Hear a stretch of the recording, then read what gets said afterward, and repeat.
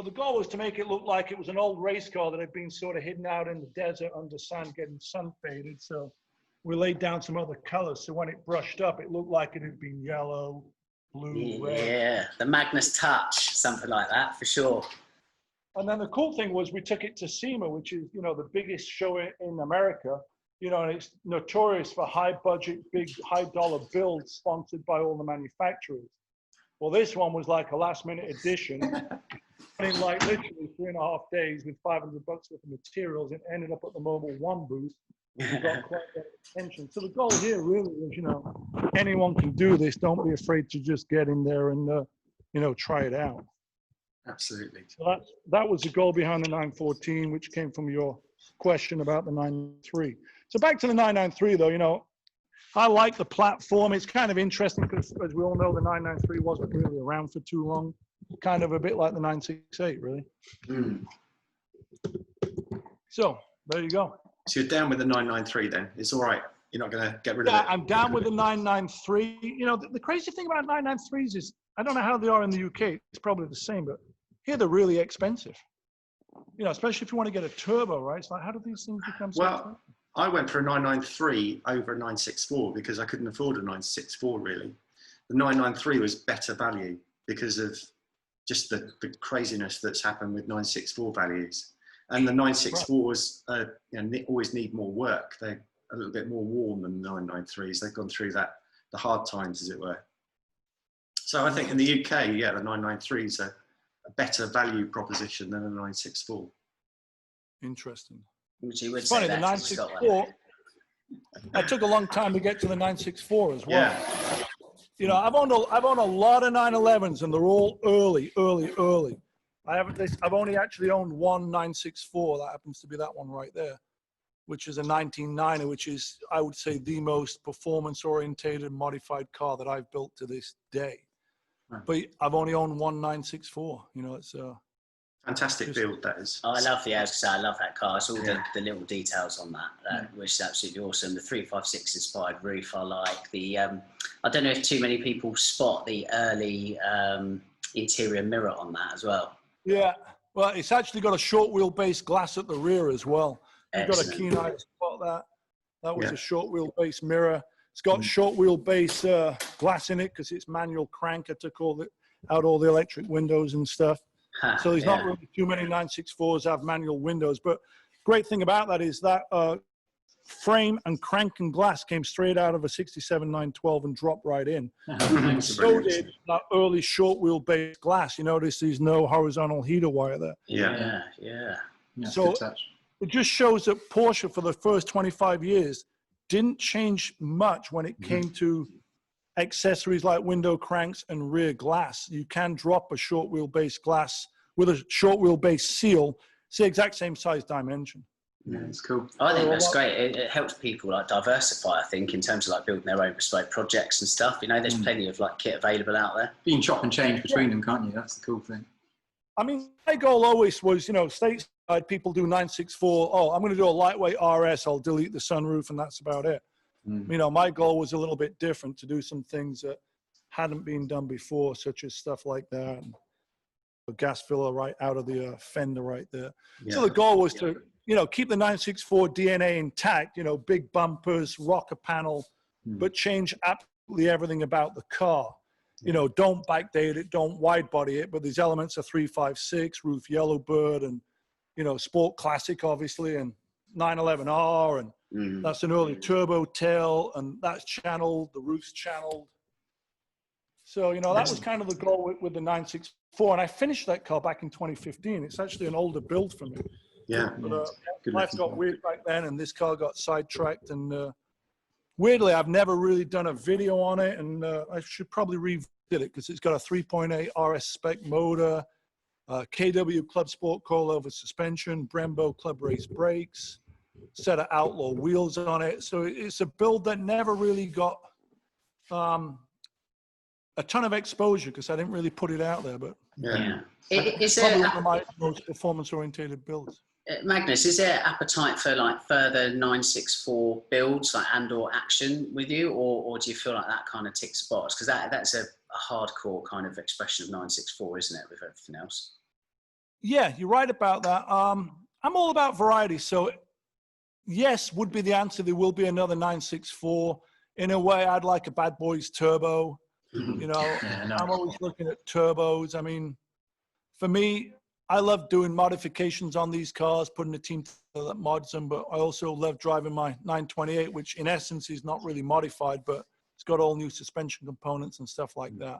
So, you know, this one is a little hardcore. It's not the car you necessarily want to do 500 miles a day in it because you get out shaken and stirred and buzzed. So, you know, horses for courses in the way I say now is I pick cars for the destination of where I'm going.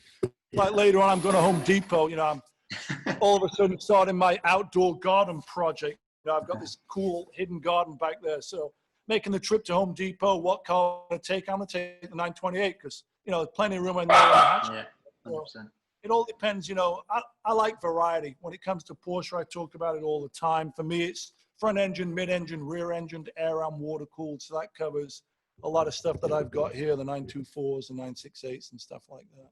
Yeah.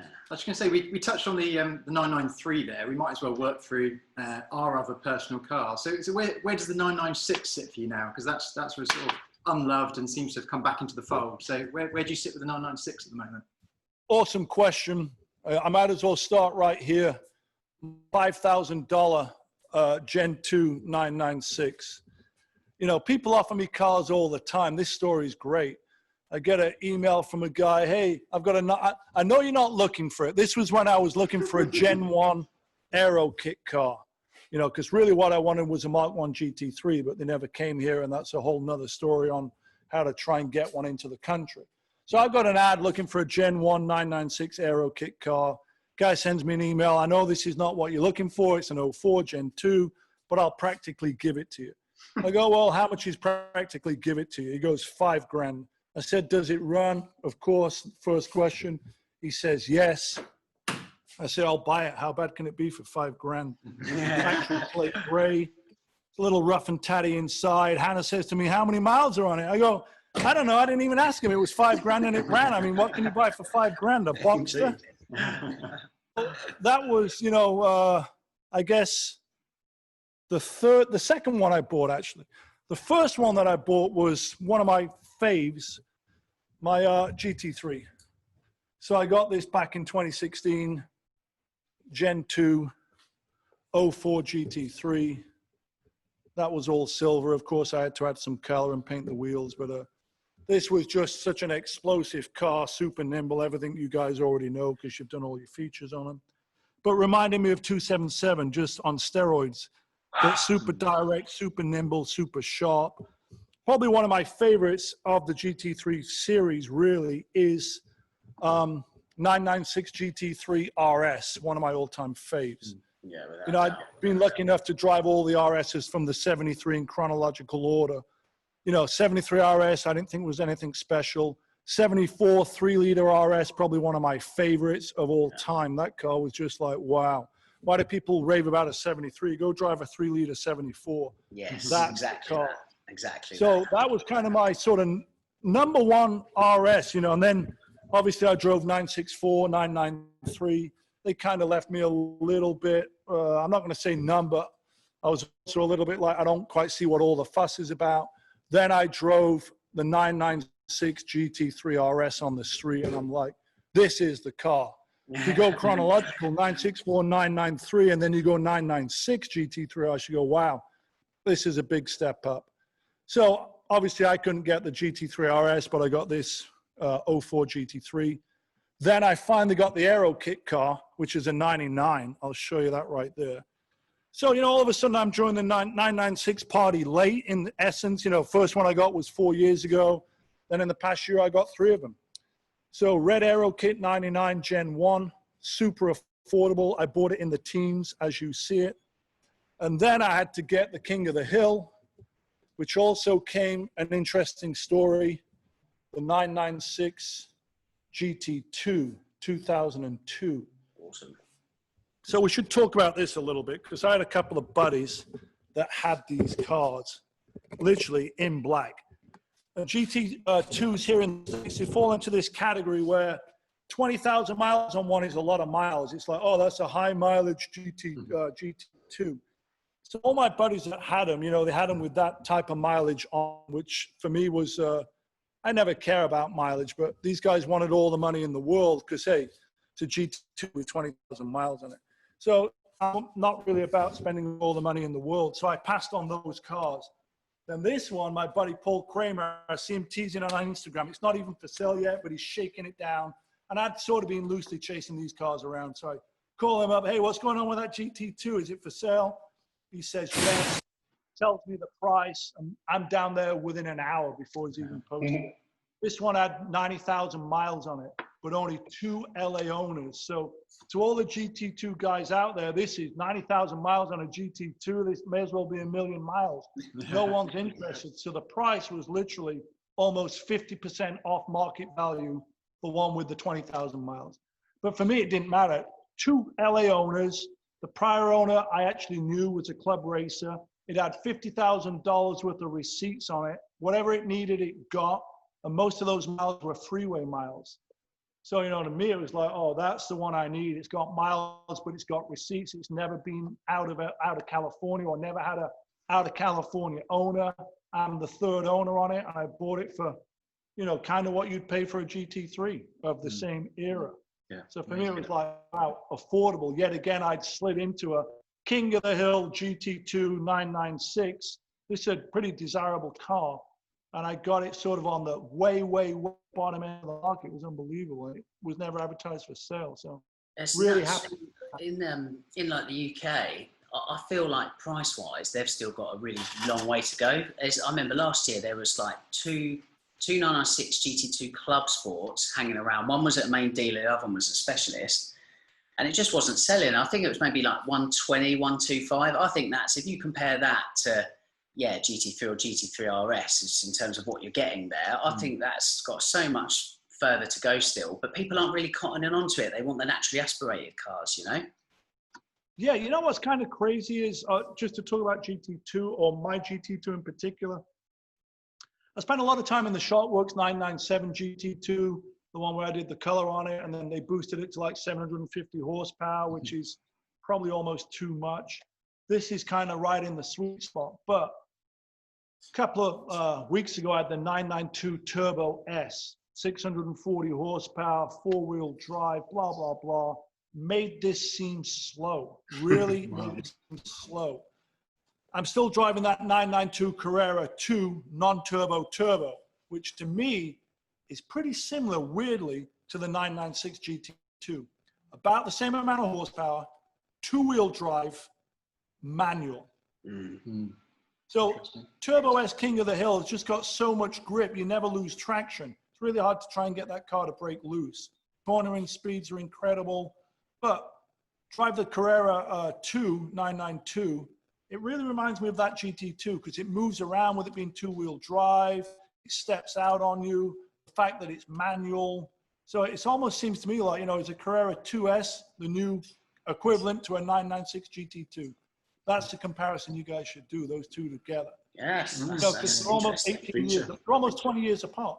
Yeah, yeah. So what you said the GT3 996 is one of your favourite, but like, you know, 996 wise out of the generation, it's the GT3 RS for you. You were saying is like if you had one as your go-to from the generation. Well, ultimately, yes, that's the car I really want. Probably, it's kind of hard for me in a way to say which one I drive most because, you know, I put a lot of miles on the Aero Kit car because it was new car fever. I drove it to Phoenix and back, drove it to Vegas and back. You can really soak miles up in the GT2 because, you know, it's pretty docile below like 3,500, 4,000 RPM. And then it's got a short power band.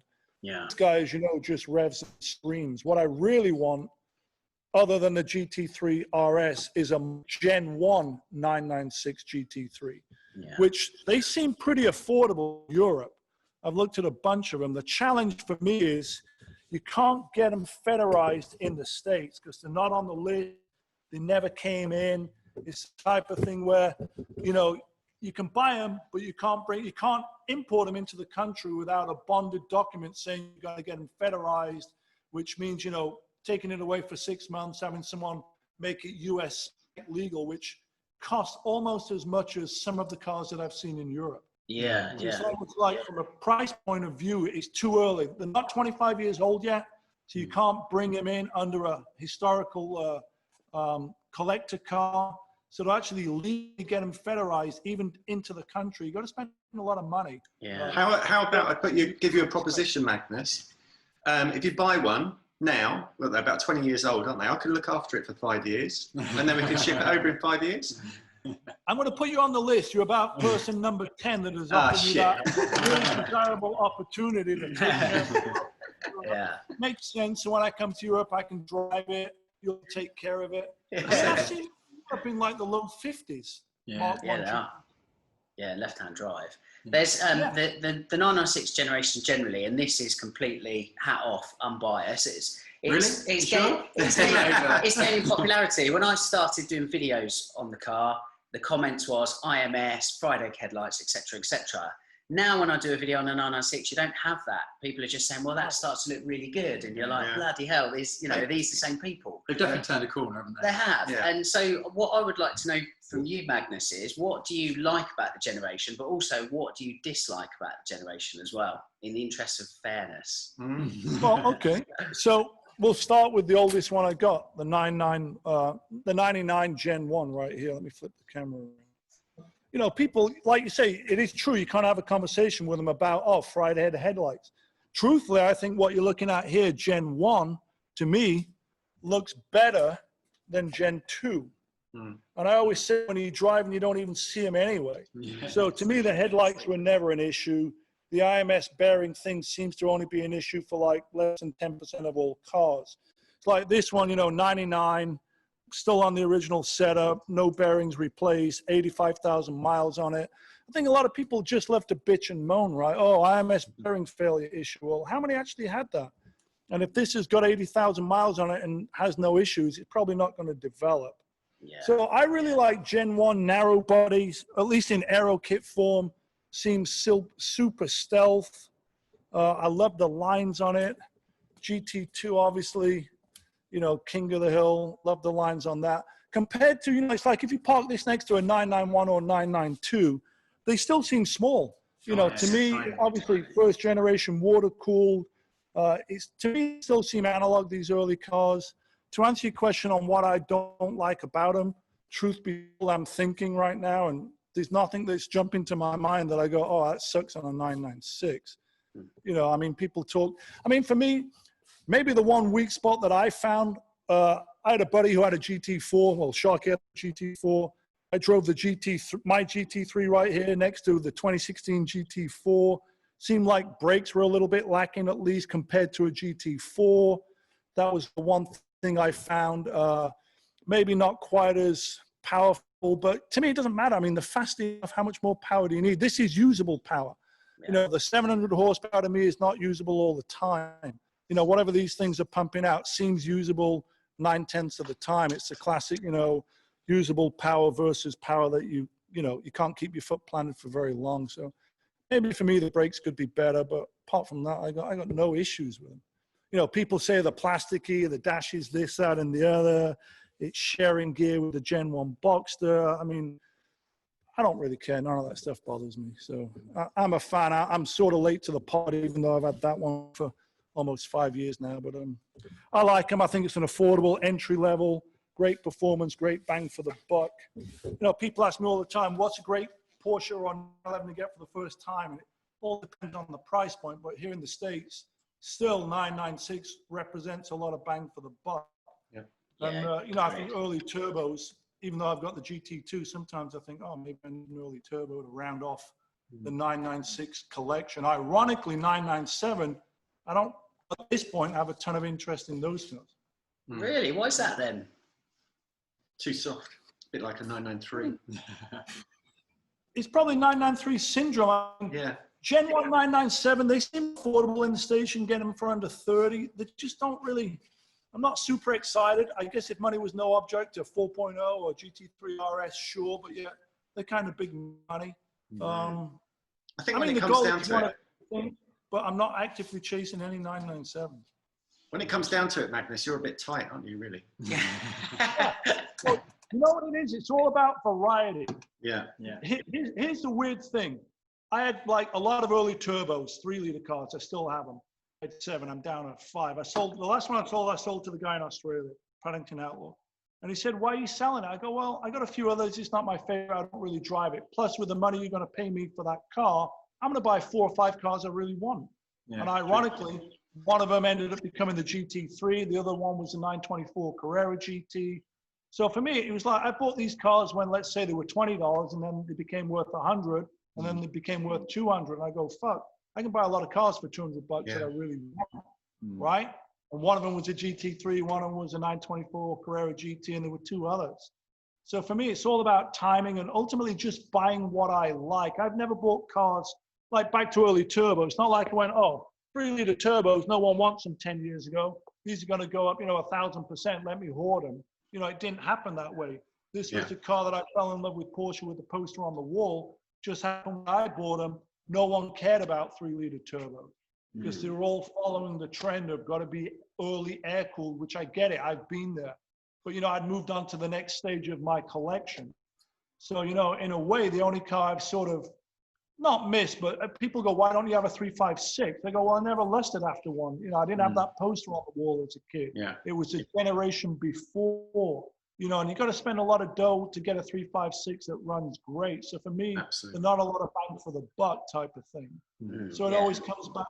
For me, it always comes back to I just buy what I like when I like to buy it. Like the AMC Hornet's a perfect example of that. I was actually looking for a rusty patinaed E-type Jag to do a hot rod project on, and I wasn't really getting very far. They were either like restored, which I didn't want, or they were complete rust buckets where they needed floors and everything. I was just going for surface patina. So in these phases, I'm also looking for a Ferrari 308 GT4. I used to own a 308 GTB. That's another sort of unloved car, a Ferrari 308 GT4 from the 70s. It was a car that nobody really wanted, but now looks kind of cool. So for me, my taste, they go in cycles a little bit, so I'm obviously sort of still on the 996 water-cooled cycle. And I like the beginning of everything. It's like I had to have a 64 911, right? I had to have a 75 turbo. I had to have the 78 928, even though guys will go, why don't you get a 95 GTS? It's the best of the bunch. Well, yeah, it may be, but it's not the first one, right? Yeah. So water-cooled 911, they call it the 996. So they don't call it the 997. So for me, I got to start with the first of every generation.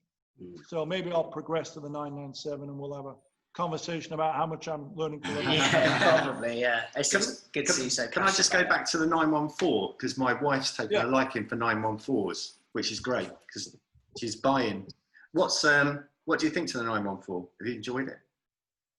Yeah, it's funny. Yes and no. Hold on. I somehow switched thing with Zoom. You tapped one wrong button. 914s or 914s, as you guys like to call them, super nimble. This was the first one I got. Ironically, this one's kind of a cool story because I traded it for a set of Outlaw wheels and a couple of grand. But, it's just, it will barely go uphill. It looks cool, but it's underpowered. This one falls into the same category. Looks cool, but is underpowered. Yeah. Okay. So for me, I describe my driving as spirited, and there's a lot of spirited 914s out there, and you can make them handle great. And I have a 2.4 liter S motor, plug and play, ready to go that would drop into that car. But nothing ever just drops in. I put a 914 in that. I got to cool the 914, right? I got to run oil lines, do a cooler. Then I realized, well, the car doesn't weigh much, but it's going to need probably, a better brake setup to handle that power.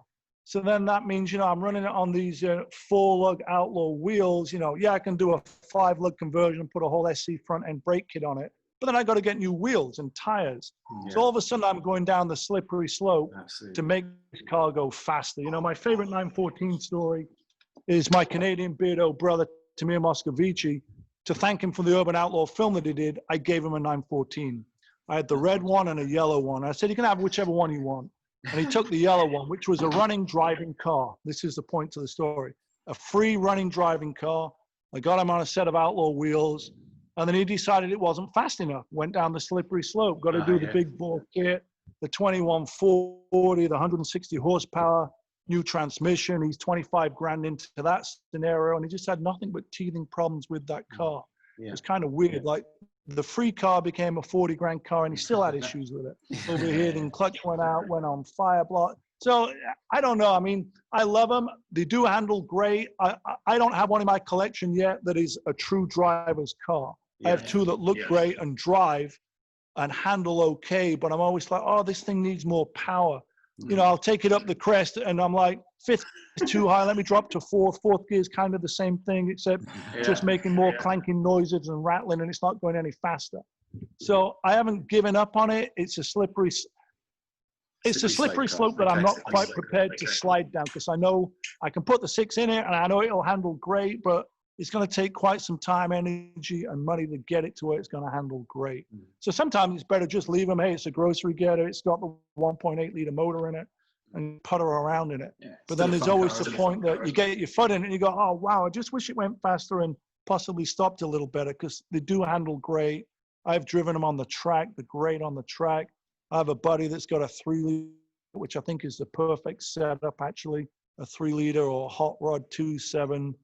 And weirdly, you know, everyone always goes, why don't you flare it out like a, you know, a 914.6 GT? It's kind of like why don't you do a Martini livery, right? It's kind of too obvious. So, you know, I think this one looks good. It just needs to drive a bit better than it looks, but I'm a fan of the 914. It looks wicked.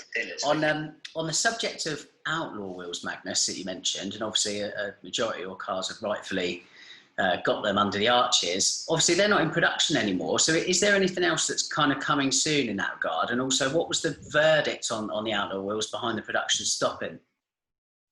Great question. Here's a great example of a set of 15x7s right there.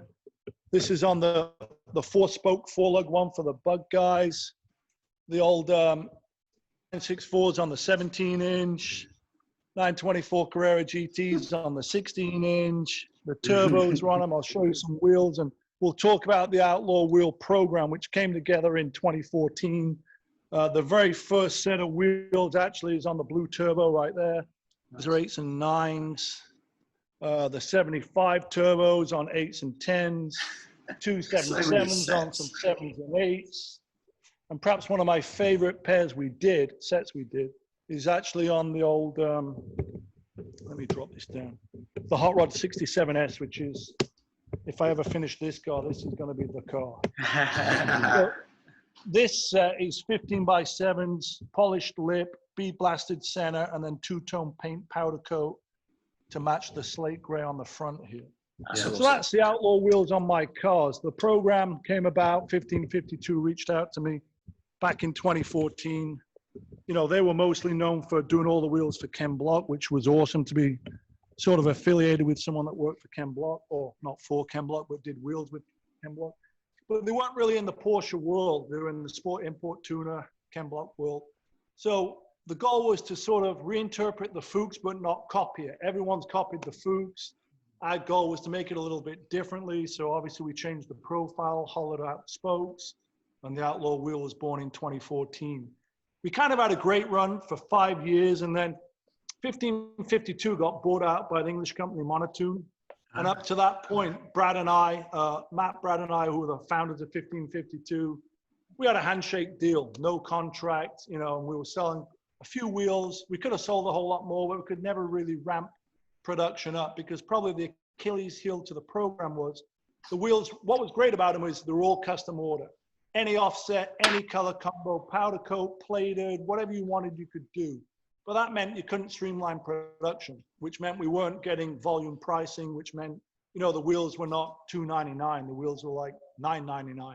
So it was like $4 grand a set of wheels. Production time took quite a long time because they were individually made to order here in LA.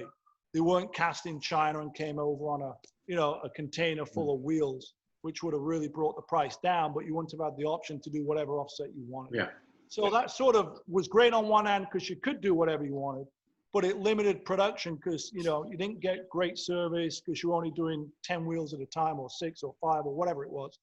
So, you know, wheels always seemed to take longer than people thought and probably cost a bit more than they wanted to spend. But we did sell quite a lot of wheels over 5 years.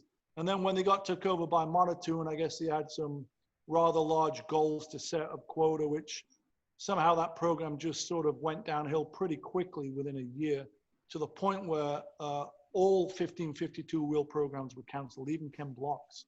Oh, really? Yeah, I didn't know that. Well, you know, Ken Block just announced last week he was no longer with 1552, and they've done all these wheels on all these Gymkhana cars.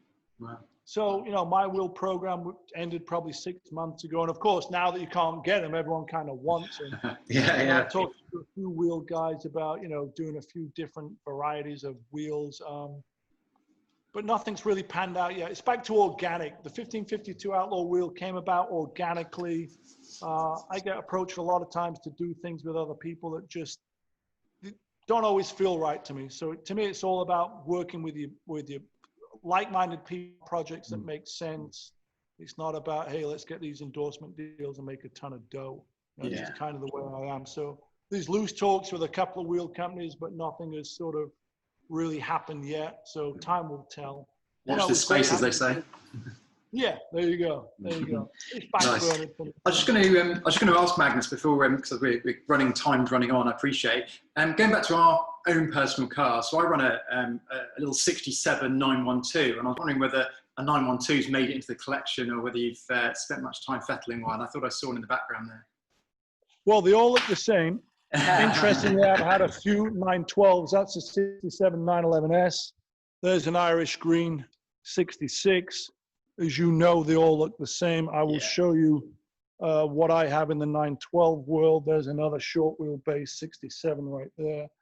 When I first started sort of playing around, trying to, you know, sort of go from club racing to building, I restored a couple of 912s. I did a 3-gauge 65, I did a 66, I did an Aga Blue 67. That right there is a very early 3-gauge non-adjustable shocks parts car. There's the non-adjustable shocks for all you geeky guys. It's also on the very early 64 and 65 911s. There's the 3-gauge, if you can see in there. Oh yeah, look at that. That's cool.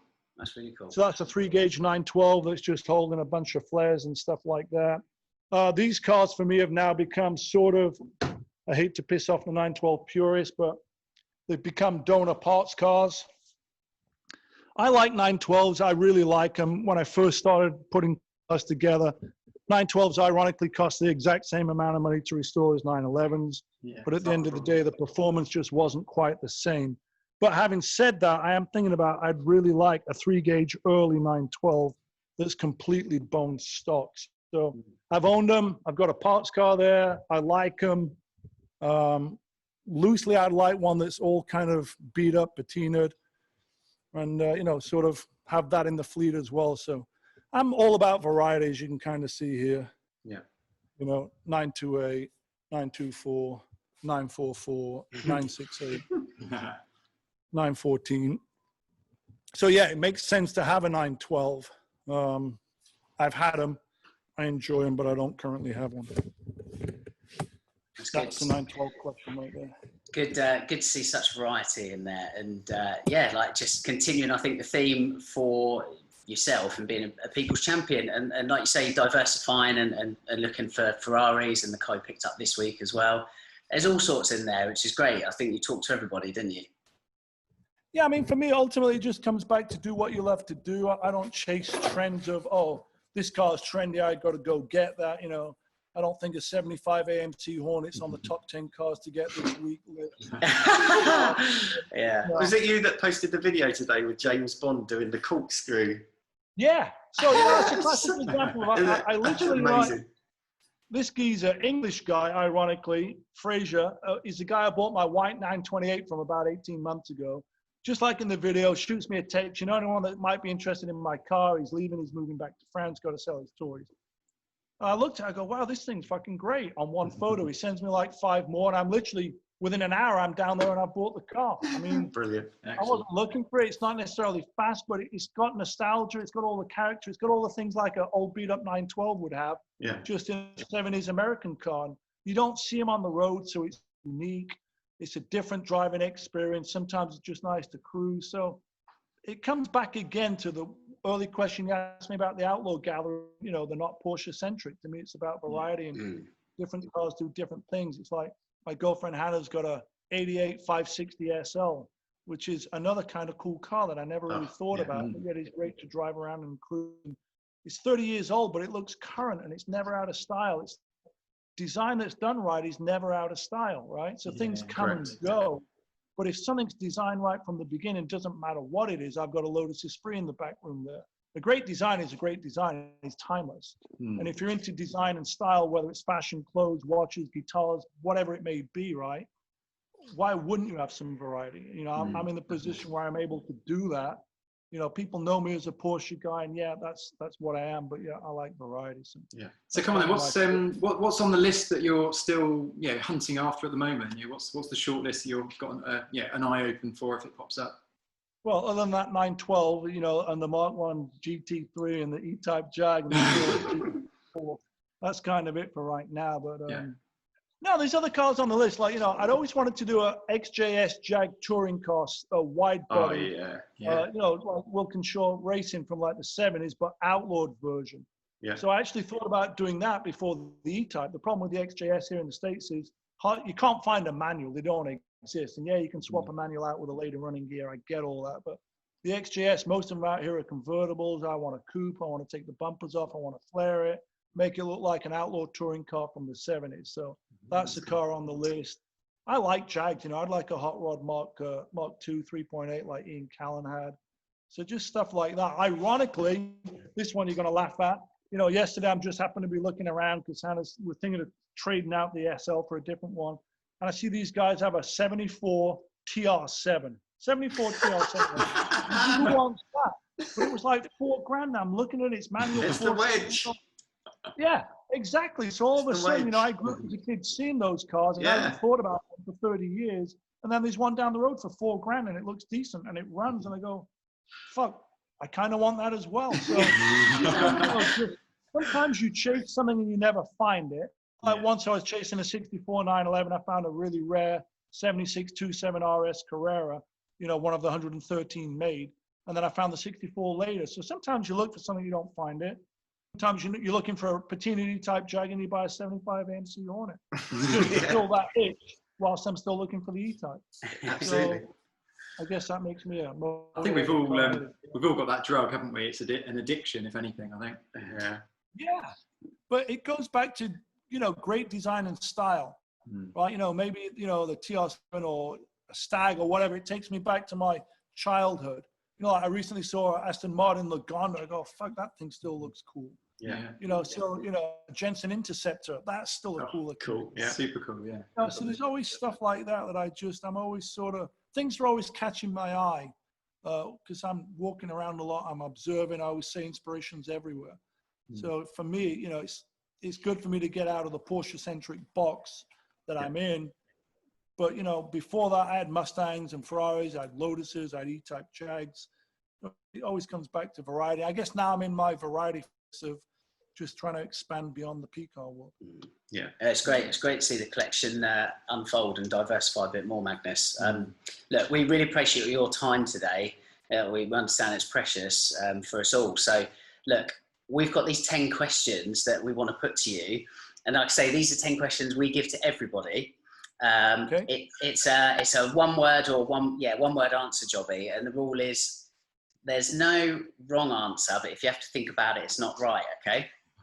Got it. So I'll ping these over and then you just fire your answers back at me and it'll paint a bit more of a picture about your Porsche persuasion. So question 1, Magnus Walker, air or water? You got to pick one. I always say both. You need air and water to survive. That's my answer. Well, there you have it. Question 2, favorite Porsche model? 911. Early air-cooled 911. Cool. Favorite Porsche color? Fuck, that's a great one. Irish green. Yes. Well played. Number 4, ultimate Porsche icon. This is a person. Oh, wow. That's a great question. Ultimate Porsche icon. I don't want to say the obvious. I'm going to say Derek Bell. Excellent. British guy. Yeah, we like that. Favorite track? Wow. That's a good one. Probably Laguna Seca. Cool. I've driven it. It's fun. Tafouche or not Tafouche? Oh, Foos you, baby. Yeah. Stock or hot rod? That's the most obvious answer incoming, isn't it? Hot rod. Yeah. Narrow body or wide body? Narrow body. Cars and coffee or track day? Track day. And then the last question, and I'm going to bring back the question from Series 1. I'm really keen to hear your answer on this. Is the Cayman a proper Porsche? Yeah, for sure. Cayman's on my list because that's covering the mid-engine water-cooled section. Another story, my buddy Raj, he's the guy that had the GT2 that I didn't buy because it was too much. He had a GT4. He just got a brand new GT4. And recently, as his little stopgap car, he bought a Cayman R. And that was a car that had been on my list for a long time. So, I want a Gen 1 Cayman or I want a Cayman R. So Cayman, definitely a Porsche. To me, any sports car that has a Porsche badge on it is a Porsche. Yeah. The Cayman is definitely a Porsche. I've driven the Sharkworks GT4. I've driven the new one. They're awesome. And I kind of want a Gen 1 or a Cayman R. So proper job. What would just so we can go a bit of Cayman fanboy action? What would be on the list for if you got hold of a Gen 1 Cayman tomorrow? What would be the rundown for you? Do you think? For me, I always get the grippiest, stickiest tires. That's rule number one. What's the tire of choice for you, out of interest? Well, on early stuff that's running under 16-inch diameter, without a question of a doubt, Hoosier. Yeah. Only because you can get them in all the great tire combos and sidewall profiles. Recently, it's been probably Trofeo R because they kind of work on a lot of the, for example, the 914s on Trofeo Rs, the 964s on Trofeo Rs. So maybe those two. Obviously, the Michelin Sport Pilot Cups, everyone loves those. I tend to find those actually kind of, at least on American roads, noisy and buzzy. Here we've got the groove concrete. Yeah. It somehow tends to be noisier than a Trofeo R. I don't know what the road surface is like in England when it comes to that. Yeah, not great. Obviously those three, but Hoosiers for sure on anything that's, a 15-inch because you can get the great tire sizes, which I think is the downfall with Pirelli and Michelin. They're selling boatloads, but I don't think they realize how big that market is for smaller dimension tires. Yeah. And ironically, probably 5 years ago, Paul Hembry came to visit me during a Long Beach Grand Prix Indy race. He's looking at all my cars. He goes, "Why is everything on Hoosiers?" I go, "Let me tell you, because Pirelli doesn't make anything in a 15 or 16 or even a 17-inch. Yeah, 17. I go, "Why don't you do the Trofeo R in smaller sizes?" And they finally listened. You can now get Trofeo Rs in 15, 16, and 17 because 914's on it, 924 and 964's on it. But they're still not doing the full-size run of width. But it's not just Porsche, guys. It's old Datsuns, old Mustangs, any vintage performance car. It's hard to find grippy rubber, right? Yeah. So that's kind of my tire choice right there. Yeah. No, that's quality. What's the other question from episode 1, season 1? Yeah, it was, we changed it later on because we thought we can't keep kind of Cayman bashing or kind of keep going on about that. So we said rear seats in the 911, yes or no?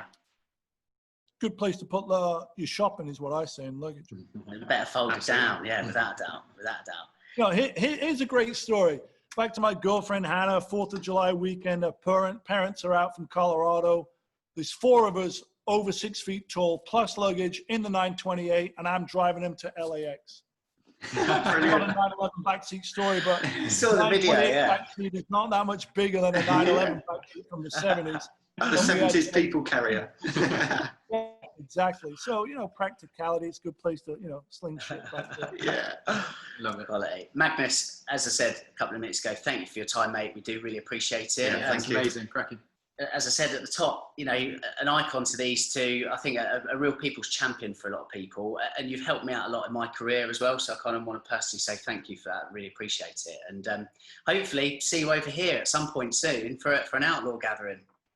Yeah, this will pass for sure. We're going to be back on the road pretty soon. To wrap it up, I appreciate all your time, all your support. It's actually been a lot of fun for me. So thanks for giving me the opportunity. To you geezers, thanks for all the support. I appreciate that. Cheers. And Mr. Sibley over there, as always, it's a pleasure. And don't forget Irish green. I got my somewhere Irish green tattoo right there. Yes, quality. Irish green. So, but I tell you that new Aventurine green's a pretty awesome color. It is. Isn't it? We didn't talk about my other pet peeve. It's these guys with paint to sample this and paint to sample that. And, I get it. But yeah, that Aventurine Green 992, everything was off the configurator, just spec really well, wood dash, you know, the woven seat insert. So I get it. People want special stuff, but sometimes it's hard to beat the basics. So, Yeah. I think that stay change cool, guys, and is good. we'll see you when we see you. Yes, nice one, Magnus. All the best. Thank you, my man. Cheers. See you later. Take care. Bye. Cheers. All best. Bye.